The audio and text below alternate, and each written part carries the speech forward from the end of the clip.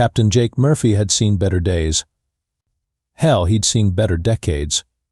His cargo hauler, the Rusty Dreams, was currently held together by duct tape, prayer, and what he suspected might be actual magic. The hyperdrive had given up the ghost somewhere near the Vega system, leaving him drifting like cosmic debris toward what his scanner cheerfully informed him was a Galactic Council administrative station. "Great," Jake muttered, watching the massive ring-shaped structure grow larger through his cracked viewport. "Just what I needed." Space bureaucrats. The tractor beam that grabbed his ship felt almost apologetic, which should have been his first warning. The second warning came in the form of Ambassador Helix, a 7-foot-tall purple creature that looked like someone had crossed an octopus with a filing cabinet. Helix had more tentacles than seemed strictly necessary, and each one held a different piece of paperwork. "Human vessel," Helix announced in a voice that suggested constipation was a universal constant. "You are in violation of Galactic Code 47B, unauthorized presence in Council space. Please prepare for immediate detention and processing." Jake leaned back in his pilot's chair, which creaked ominously. "Listen, Purple, my ship broke down. I'm not here by choice. I'm about as unauthorized as a hangover on Sunday morning." 3 of Helix's tentacles twitched in what Jake assumed was either offense or confusion. Possibly both. "I am Ambassador Helix of the Zephyrian Collective, and you will address me with proper respect." "Sure thing, Ambassador Purple." "Now, about that tow service." What followed was less an arrest and more a bureaucratic avalanche. Jake found himself marched through corridors that looked like they'd been designed by someone who thought beige was too exciting, past aliens of every conceivable shape and size. Most of them stared at him like he was either a fascinating museum exhibit or a particularly dangerous zoo animal. The council chamber was impressive in the way that government buildings always tried to be impressive. Lots of marble, lots of columns, and lots of beings in robes trying to look important. The High Council consisted of 12 representatives from the major galactic species, arranged in a semicircle that screamed we take ourselves very seriously. "Human," declared the being at the center of the arrangement, a crystalline creature whose voice sounded like wind chimes having an argument. "You stand accused of unauthorized entry into Council space. How do you plead?" Jake looked around the chamber, taking in the ridiculous pomp and circumstance. "Well, your shininess, I plead that my hyperdrive is older than most of your civilizations and has all the reliability of a chocolate teapot. I didn't choose to be here. I'm like that relative who shows up uninvited to family dinner, except instead of asking for money, I'm asking for a jump start." The council members conferred among themselves in a series of clicks, whistles, and what sounded suspiciously like elevator music. Finally, the crystalline being spoke again. "The council has decided that proper communication is essential for your processing. You will be fitted with a standard translator implant to ensure accurate understanding of proceedings."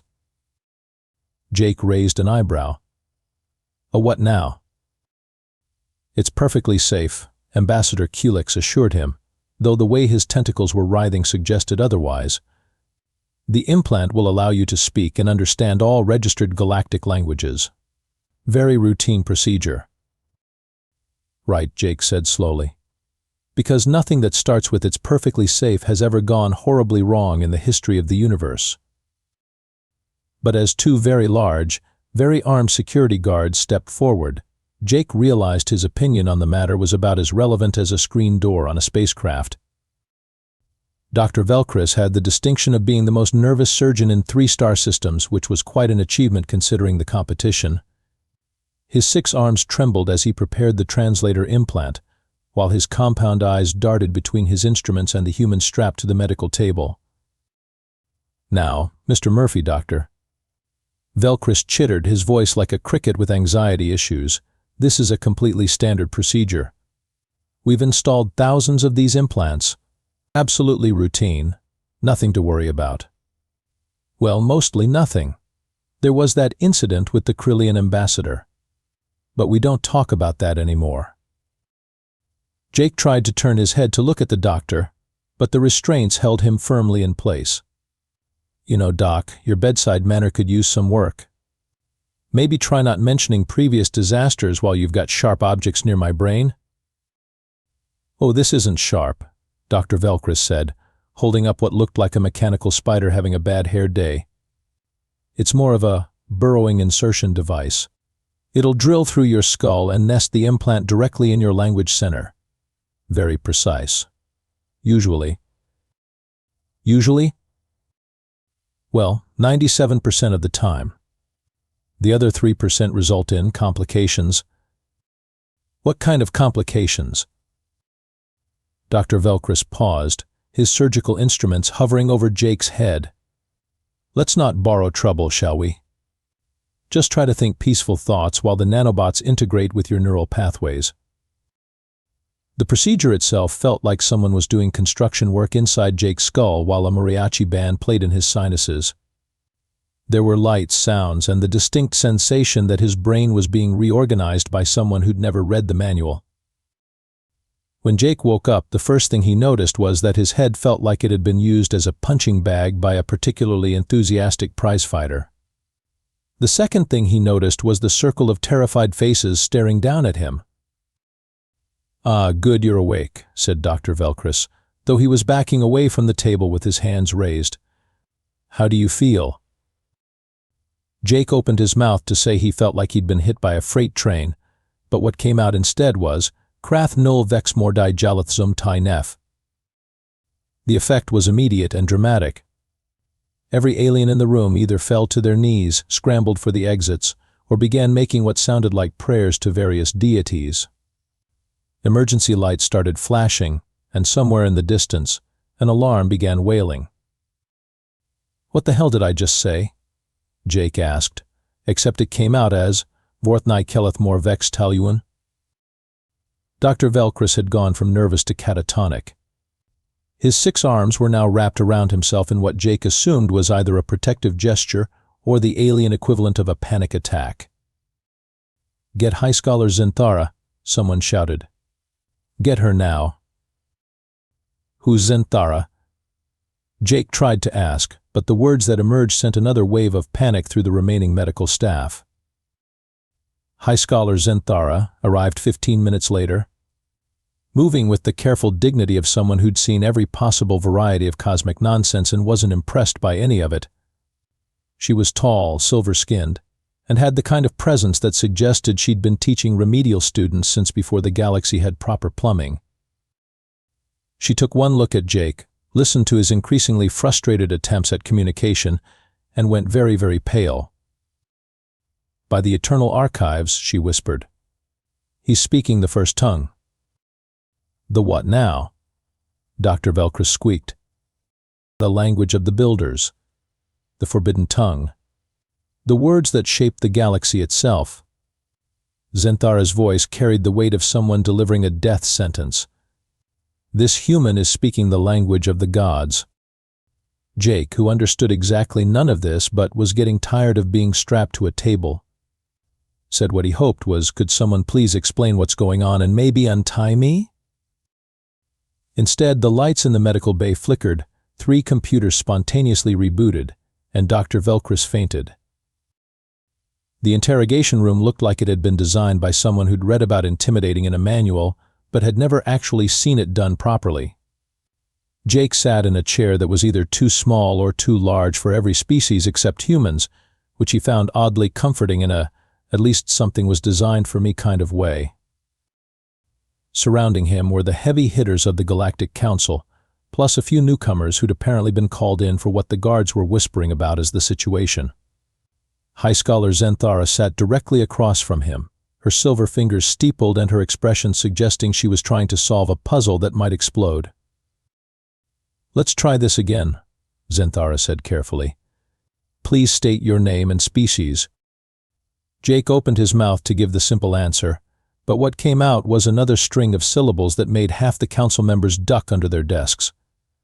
The remaining lights in the room flickered, and somewhere in the walls, something that sounded suspiciously like the station's life support system hiccuped. He said, "I am Jake of the Maintenance Clan, child of the Tool Bearers," Zenthara translated, her voice growing shakier with each word. "This is impossible. No one has spoken the first tongue in 10,000 years. "What exactly is this first tongue?" demanded Commander Throck, a 8-foot-tall creature that looked like someone had given a rhinoceros military training and anger management issues. "And why is everyone acting like this human just declared war on physics?" Zenthara took a deep breath that suggested she was about to deliver bad news to a classroom full of students who hadn't studied for the test. "The first tongue is the language of the Builders, the ancient race that terraformed most of the known galaxy before they vanished. It's not just communication, it's programming language for reality itself. Speaking it can affect the fundamental systems that keep our universe running properly." "Programming language?" Jake tried to ask, but his words caused the gravity in one corner of the room to hiccup, leaving Commander Throck briefly floating upside down. "He's asking about the nature of the language," Zenthara continued, now openly sweating. "And yes, it's programming. The Builders designed the galaxy like a vast computer system. They used this language to write the code that governs everything from stellar formation to the behavior of subatomic particles."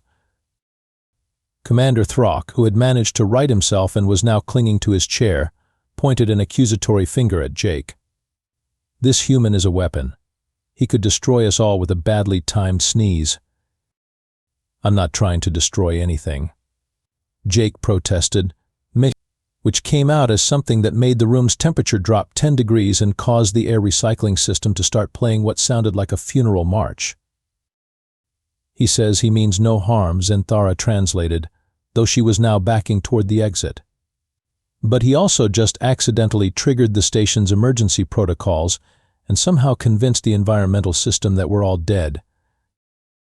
The next hour was a masterclass in escalating confusion. Every attempt at communication from Jake caused increasingly bizarre effects. When he tried to explain that he was just a cargo hauler, the room's artificial intelligence began reciting poetry in 17 different languages.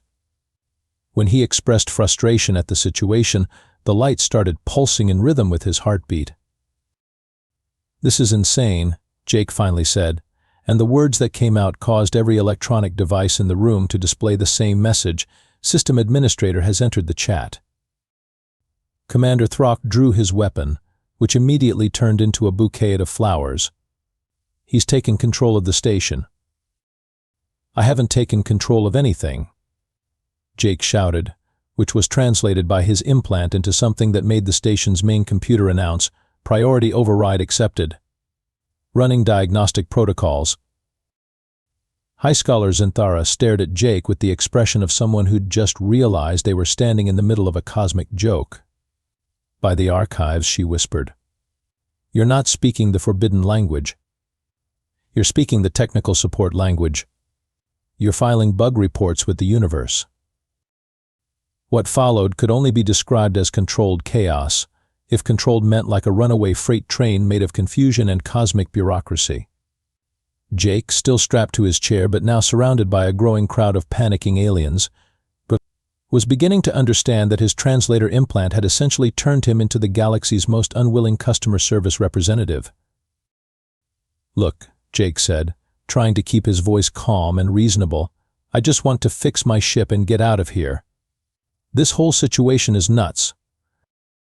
The words that emerged from his mouth caused the station's main display screens to show a detailed diagnostic report of every malfunctioning system within 50 light years, complete with repair recommendations and a customer satisfaction survey. He's actually fixing things," Dr. Velcris observed with wonder, having recovered from his earlier fainting spell. "Look at the readouts. He just optimized our power grid efficiency by 30%. Commander Throck, still clutching his bouquet of flowers, was not impressed. "This is clearly some kind of human infiltration technique. He's probably sent signals to a hidden invasion fleet." "With what?" Jake asked incredulously, and his words caused the station's long-range sensors to perform a comprehensive sweep of the surrounding space, finding nothing more threatening than a lost cargo pod containing what appeared to be alien convenience store snacks. The scan results just appeared on everyone's personal devices, Ambassador Keelix reported, his tentacles frantically shuffling through data tablets, along with nutritional information for the snacks and a recipe for something called Krillian Surprise Muffins. Jake was beginning to realize that his newfound linguistic abilities were less speaking with the gods and more accidentally having admin privileges to the universe's operating system. Every complaint, question, or casual observation was being interpreted as a system command by whatever cosmic infrastructure the builders had left behind. "This is actually kind of cool," Jake admitted, and immediately regretted it as the admission caused the station to begin playing what sounded like elevator music mixed with the cosmic background radiation. "Cool?" Commander Throck sputtered. "You've turned our emergency protocols into a musical." The situation escalated when Jake, frustrated by being tied to the chair, muttered about wanting better accommodations. The station's hospitality subroutines, apparently dormant for millennia, were suddenly activated with the enthusiasm of a hotel chain that had been waiting 10,000 years for its first customer. Jake's restraints dissolved into a comfortable reclining chair, complete with cup holders and what appeared to be a massage function. The interrogation room transformed into something resembling a luxury hotel suite, complete with complimentary refreshments and a stunning view of the local nebula. "How is this possible?" High Scholar Zenthara asked, though she was eyeing the complimentary fruit basket with obvious interest. "I don't know," Jake replied. Which caused the room's information systems to helpfully display a detailed technical manual titled Basic Reality Management for Beginners in Floating Holographic Text. The manual was apparently quite comprehensive, because it immediately began playing an instructional video featuring a cheerful animated character that looked suspiciously like Jake himself, explaining the fundamentals of cosmic system administration. "Welcome to Universe Management 101, the animated Jake announced. "Today we'll be covering basic troubleshooting, reality debugging, and how to file proper maintenance requests with the Department of Existential Infrastructure." Commander Throck stared at the floating cartoon version of Jake. "There's a Department of Existential Infrastructure?"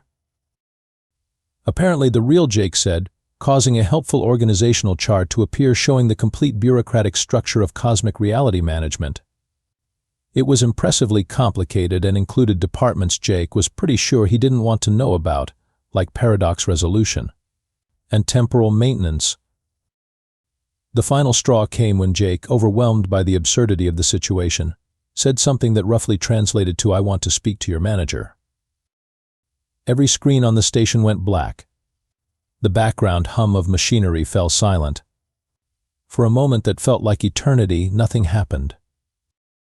Then, in letters of pure light that appeared in the air itself, came a message that made every alien in the room simultaneously excited and terrified. "Management contact request received. The builders will be with you shortly. Please hold." The cosmic equivalent of hold music began playing throughout the station. The arrival of the builders was disappointingly anticlimactic.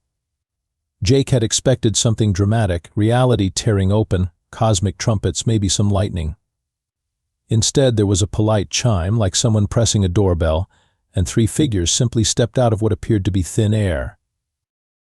They looked remarkably human, which was Jake's first surprise. His second surprise was that they were wearing what appeared to be maintenance coveralls, complete with name tags. The third surprise was that one of them was carrying what was obviously the galactic equivalent of a toolbox. "Sorry for the delay," said the builder whose name tag read Bob. "We were in the middle of recalibrating the Andromeda Galaxy's gravitational constants. You know how it is." The assembled council members had gone from panicked to catatonic to completely bewildered in the space of 30 seconds. High Scholar Zenthara was making small choking sounds, while Commander Throck appeared to be reconsidering every life choice that had led him to this moment. "You're the builders?" Jake asked, his words finally coming out in normal English instead of cosmic programming language. "Builders, Maintenance Division, Local Galactic Cluster," confirmed the second figure, whose name tag read Janet. "We got your service request." Something about faulty translator implant causing unauthorized admin access? That's it exactly, Jake said, feeling like he was living in the universe's most surreal customer service call. The third builder, Mike, was already running some kind of scanner over Jake's head. Yep, there's the problem. Someone installed a Mark 7 universal translator instead of the Mark 3 standard unit. The Mark 7 is designed for technical staff only. It connects directly to the infrastructure management protocols. Infrastructure management protocols? Zenthara managed to whisper. Bob turned to address the room with the patient expression of a tech support representative dealing with particularly confused customers. The galaxy doesn't run itself, folks. Someone has to maintain the laws of physics, keep the stars burning on schedule, make sure gravity keeps working properly. We built this whole setup as a self-maintaining system before we moved on to the next project. Next project? Ambassador Keelix's tentacles were twitching in what Jake now recognized as extreme confusion. Universe 2.0, Janet said cheerfully. Much better user interface. We learned a lot from the bugs in this version. Jake held up a hand. Wait. You're telling me that humans are connected to you somehow? Because this implant wouldn't work on me if we weren't compatible, right? Mike nodded approvingly. Very good. Yes, humans are descended from our maintenance crew. We left a skeleton team behind to handle minor repairs and updates, but they were supposed to maintain contact with the central office. Instead, they got distracted, started their own civilization, forgot their purpose entirely. Typical. So we're cosmic janitors? Jake asked. Maintenance engineers, Bob corrected. Very important distinction. Janitors just clean up messes. Maintenance engineers prevent the messes from happening in the first place. Though I'll admit, looking at human history, the distinction seems to have gotten lost somewhere along the way. Commander Throck, who had been silent throughout this exchange, suddenly exploded. This is preposterous. Humans can't be the descendants of galaxy builders. They're barely evolved past throwing rocks at each other. Have you seen what they do with rocks? Janet asked mildly. They split atoms with them now. Very impressive. We're quite proud. The conversation that followed was less a meeting of cosmic minds and more like the universe's most bizarre family reunion. The builders explained that they'd been monitoring human development for millennia, occasionally nudging things along when necessary. Apparently, every major breakthrough in human technology had been the result of some human accidentally accessing their inherited maintenance protocols. The internet was particularly clever, Bob noted. Turned the whole species into a distributed debugging network. Not what we intended, but it works. So what happens now? Jake asked. Do I keep the implant? Do you fix it? Do I go back to hauling cargo and pretending this never happened? The three builders exchanged glances. Well, Mike said slowly, we do have an opening in local sector customer support. Good benefits, flexible hours, you'd get to travel. The pay is pretty good, too. Customer support for what? The universe, Janet said simply. Turns out a lot of species have complaints. 3 days later, Jake found himself back in the pilot's seat of the Rusty Dreams, except Rusty was no longer an accurate description. The builders had performed what they called routine maintenance on his ship, which apparently included upgrading every system to technology that wouldn't be invented for another 1,000 years. His cargo hold now contained a device that looked like a cross between a smartphone and a cosmic tuning fork, which Bob had cheerfully explained was his universal customer service interface. So let me get this straight, Jake said to the empty cockpit, testing his new setup. I'm now officially employed as customer support for the entire galaxy? The device chimed pleasantly. Welcome to Builder Tech Support, Jake, it announced in Janet's voice. You have 47 pending service requests, 12 complaints about local gravity fluctuations, and 1 urgent ticket regarding a star that's scheduled to go supernova ahead of schedule. Right, Jake muttered. Because my life wasn't weird enough already. The Galactic Council had been surprisingly gracious about the whole affair, probably because Jake's accidental system upgrades had improved their station's efficiency by several 100%. Ambassador Kulik had even thanked him, though Jake suspected this was mostly because the new environmental systems had finally fixed whatever was causing the purple aliens' chronic constipation. High Scholar Zenthara had requested copies of all the technical manuals that had appeared during Jake's incident, claiming they were invaluable resources for understanding the fundamental nature of reality. Jake suspected she just wanted to figure out how the complementary fruit baskets worked. Commander Throck had been transferred to another sector, apparently at his own request. Something about needing a nice, quiet posting where humans and cosmic customer service requests couldn't find him. Jake's first official support call came from a species called the Vromlians, who were complaining that their planet's aurora had started playing classical music. After a quick diagnostic, Jake discovered that their atmospheric processors had somehow gotten crossed with their entertainment systems. "Have you tried turning your magnetosphere off and on again?" he asked the Vromlian representative, his words now smoothly translating into proper technical support language instead of accidentally rewriting the laws of physics. That actually worked, the Vromlian admitted. The aurora is back to normal. Well, except now it's showing advertising for something called Bob's Used Starship Emporium. "I'll file a bug report," Jake sighed. The irony wasn't lost on him. He'd spent most of his adult life trying to avoid responsibility, drifting from job to job and planet to planet. Now he was responsible for maintaining the infrastructure of reality itself. And somehow, despite everything, he was actually good at it. His second call came from a civilization that had somehow managed to invert their planet's gravity, causing everyone to fall upward toward the sky. The third was from a species whose translation software had started converting all their poetry into technical manuals for household appliances. Jake Murphy, Cosmic Customer Support. He answered the next call, settling into what he suspected would become a very familiar routine. "Have you tried turning the universe off and on again?" As his ship headed toward his next service call, Jake couldn't help but smile. He'd always said that humans ended up in customer service no matter where they went. He just hadn't expected it to be quite this literal. Somewhere in the vast expanse of space, his communication system chimed with an incoming message. The caller ID simply read, "Management." "Oh, what now?" Jake muttered, accepting the call. "Hey Jake," came Bob's cheerful voice. "Great work on the Vromlian Aurora issue. Listen, we've got a situation developing in the spiral arm. Apparently someone installed a black hole backwards, and it's been spitting out dark matter instead of sucking it in. Think you can handle it?"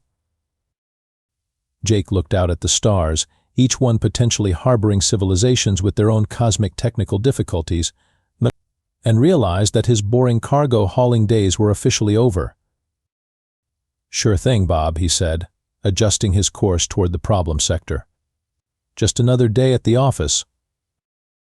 In the distance, a star flickered in what Jake was learning to recognize as the universe's way of indicating a new service request had just been filed. He was going to need more coffee.